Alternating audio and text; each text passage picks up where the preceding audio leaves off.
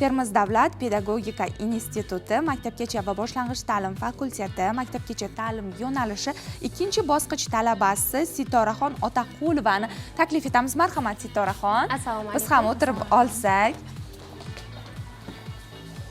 Marhamat. Qadrli teletomoshabinlar, biz Sitoraxonni ko'rsatuvimizga bejizga taklif etmadik, chunki ushbu tengdoshimiz 5-6 yoshdagi bolalarda badiiy asarlar vositasida milliy tuyg'ularni shakllantirish mavzusidagi monografiyani nashrdan chiqardilar. Ushbu monografiyaning maqsadi nima?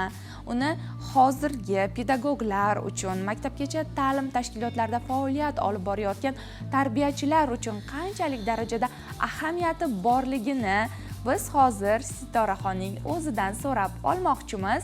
Keling, Umidaxon dastlab har doim kelgan mehmonlarimizga beradigan ilk savolimizni ularga ham taqdim etsak.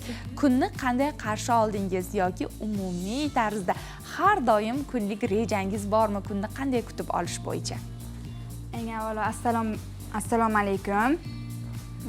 Men Otaqullova Sitora Termiz davlat pedagogika instituti maktabgacha ta'lim yo'nalishi 2-bosqich talabasiman. Shu savolingizga javob, kunni men har doim o'zim xohlagan, yoqtirgan musiqam bilan qarshi olaman. Bu meni yanada kayfiyatimni yuqori darajada ko'taradi va kayfiyatim yanada ko'tarilib, o'sha boshlagan ishimni, o'sha kunlik rejalarimni bemalol xush kayfiyatda bajara olaman. Har bir sohaning o'ziga yarasha qiyinchiliklari bo'lgandek, maktabgacha ta'lim sohasini ham o'ziga yarasha qiyinchiliklari bor, chunki albatta bularda yosh bolalar bilan ko'proq ishlanadi. Aynan mana shu sohaga qiziqish qachondan paydo bo'lgan va bu sohani siz uchun qanday qiyinchilik tomonlari bor? Maktabgacha ta'lim yo'nalishi o'zi aytganingizdek ozgina qiyinroq. Bolalar bilan ishlash, ularning har bir istaklarini, xohishlarini eshitib, ular taraf bo'lish ham juda ham qiyinroq. Men bu kasbni bolaligimdan orzu qilganman. Bolaligimdan o'sha maktabgacha ta'lim tashkilotiga ishlashga qiziqqanman. Ya'ni bolajonlar bilan ishlash menga juda ham yoqadi. Ularning qiziqishini to'g'ri baholay olish, ularning qiziqishini inobatga olish va ularning istaklarini ham qondirish menga juda yoqadi. Shu uchun shu kasbni tanlaganman va shu sohalar bo'yicha tayyorlanib o'tib, Termiz davlat pedagogika institutiga o'qishga kirganman. Sitoraxon, alohida ta'kidlab o'tishimiz kerak, har bir sohada, har bir yo'nalishda inson harakat qilishi uchun, yangi rejalarni amalga oshirishi uchun unga doim taklif beradigan, yordam beradigan insonlar bo'ladi. Balki ular ota-onalari bo'lishi mumkin, balki do'stlari bo'lishi mumkin, balki ustozlari bo'lishi mumkin. Sizni ham ushbu yutuqlaringizda kim ko'makdosh bo'lyapti? Ustozlaringiz haqida to'xtalib o'tsangiz. Ushbu monografiyamni chiqarishimga asosiy sabab ilmiy rahbarim Choriyeva Surayyo Choriyevna bo'lganlar. U kishining mehnatlari albatta katta, ota-onamning ham mehnatlari katta. Asosan bu monografiyani chiqarishimga ustozim turtki bo'lganlar. Ya'ni o'sha 1-kursga o'qishga kelganimda ustozim menda maqola yozish bo'yicha ham, monografiya yozish bo'yicha ham dastlabki bilim ko'nikmalarini berib borganlar. Ustozim orqali men shu darajaga kelganman, monografiya yozganman. Ustozim menga doimo to'g'ri yo'l ko'rsatib borganlar. Shu ustoz ko'rmagan shogird har maqomga yo'rg'alar degandek, hayotda har bir kishining ustozi bo'lgani yaxshi deyman. Ustozim juda talabchan, mendan har bir narsani talab qila oladi. Asosan bu monografiya bo'yicha ustozim bilan birga ishlaganmiz va yana bundan boshqa yutuqlarga ham erishib o'tganmiz birgalikda ustozim bilan. Mana shu 5-6 yosh bolalarda badiiy asarlar orqali milliy ruhni targ'ib qilish mavzusidagi monografiyangizda asosan yosh bolalar uchun qanday kitoblarni o'qishni maslahat bergansiz? Mana shu milliy ruhni ko'proq ko'paytirish uchun. Bu monografiyamda asosan yosh bolalar uchun yosh xususiyatlariga mos badiiy ertaklar, asarlar, asosan vatanimizni madh qiladigan asarlarni yoki ertaklarni to'g'rilikka chorlaydigan ertaklar haqida bayon berib o'tganmiz. Asosan bunda bolajonlar asosan o'yinni o'yin yoki ertaklardan oladi. Hayotga qiziqishni ham ertaklar orqali, to'g'ri so'zlikni ham ertaklar orqali, asarlar orqali bilib boradi. Asosan ertak yoki asarlarni tashkil etishda ota-onalarning ham o'rni katta bo'ladi. Ya'ni o'sha uylarda kitob burchaklarini tashkil etib, bolajonlarga ularni qiziqishlariga mos ertaklarni aytib, o'qib bersalar, bolajonlarning yanada kayfiyati ko'tarilib, to'g'ri so'zlikka, o'sha vatanimizni sevishga muhabbati yanada ortib boradi. Albatta, har bir tarbiyaning boshlang'ich pog'onasi bu oila hisoblanadi.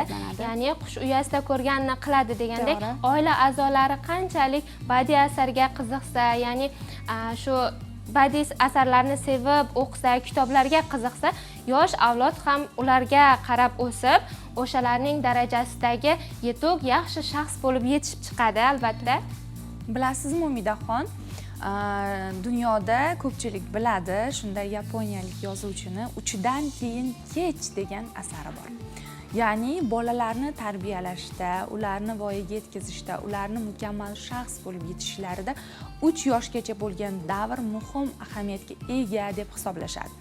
Ammo ko'pchilik aynan bizning mamlakatimizda, bizning xalqimizda esa bunaqa fikrlaydi. Ya'ni 3 yoshgacha bolalar aynan bolalik davri, u bolaligini qilsin, o'ynasin, kulsin. Ilm olish davri esa ana undan so'ng boshlanadi. Boshida ularni o'qishga majbur etishsa, keyinchalik bezib qoladi degan fikrlarni ham aytishadi. Endi hozir mutaxassis sifatida, bo'lajak pedagog sifatida biz Sitoraxondan shuni so'rasak, bu ikki qarashga, ya'ni ikki xil fikrga siz qanday qaraysiz? Qaysi biri muhimroq deb o'ylaysiz? Men bu fikrga asosan bolajonlarga yoshligidan tarbiya berishni, ya'ni bilimga chanqoqligini yoshligidan oshirish kerakligini bo'lajak pedagog sifatida aytib o'tmoqchiman.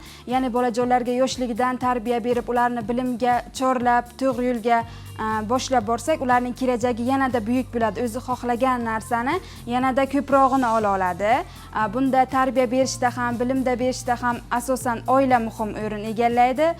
Tarbiya ham, ta'lim ham birinchi o'rinda oiladan boshlanadi, keyin esa o'qituvchilar qo'lida birgalikda hamjamiyat ham hamkorlikda ishlanib, bolajonlarning kelajagi sari ilk qadamlari qo'yiladi. Kelgusida mana shu maktabgacha ta'lim sohasida yosh pedagog sifatida qanday yangiliklarni olib kirmoqchisiz mana shu maktabgacha ta'lim sohasiga? Kelajakda bundanda kattaroq yutuqlarga erishish maqsadim bor. Maktabgacha ta'lim sohasiga o'zim qiziqaman va o'zim yoqtiraman. Shu bilan cheklanib qolmoqchi emasman. Albatta bolajonlarning o'zi qiziqishlarini inobatga olib, xohishlarini inobatga olib, maktabgacha ta'lim tashkilotlarida yanada yangiliklar kiritmoqchiman. Ya'ni tarbiyachi sifatida, ularning bir eng yaqin oilasi sifatida, ular bilan hamjamiyat bo'lib ishlaydigan mutaxassis sifatida ishlar olib bormoqchiman. Rahmat Sitoraxon, kelajakdagi ishlaringizda omad va zafarlar tilab qolamiz. O'qishlaringizga omad. Kitobingizni bir ko'rsatib qo'ysangiz, albatta mana shunday ko'plab o'zingizni ilmiy izlanishlaringizni butun respublikamizdagi tarbiyachilarga ulashib boring deb so'rab qolamiz va suhbatimiz so'ngida yaqinlaringizga tilaklaringiz yoki tabriklaringiz, salomlaringiz bo'lsa yo'llashingiz mumkin. Undan so'ng siz bilan xayrlashamiz. Eng avvalo o'zim Navoiy viloyatidan bo'lganligim uchun oila a'zolarimga salom yo'llayman, dadajonim, onajonim, akajonimga va meni tanigan barcha Navoiy viloyatlarga salom yo'llab qolaman. Shu o'rinda hozir kuzatayotgan bo'lsa, ustozimga ham salom yo'llayman.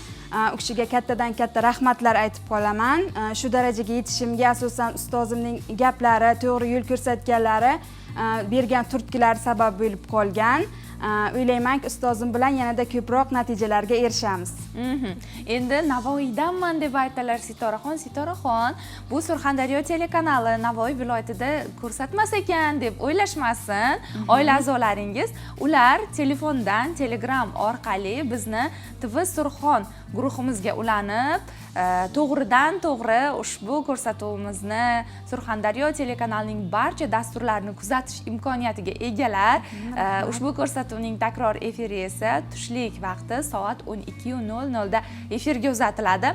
Albatta oila a'zolaringiz tomosha qilishsin, sizning yutuqlaringizdan ular ham faxrlanishsin deb qolamiz va sizni kuzatib qo'yamiz. Rahmat tashrifingiz uchun.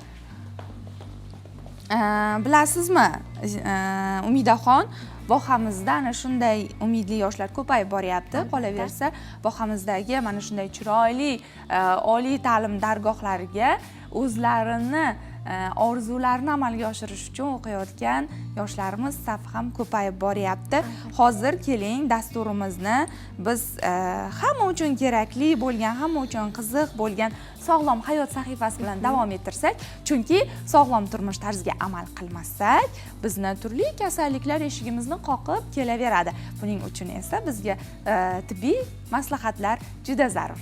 Marhamat, mutaxassislarimizni tavsiyalariga quloq soling.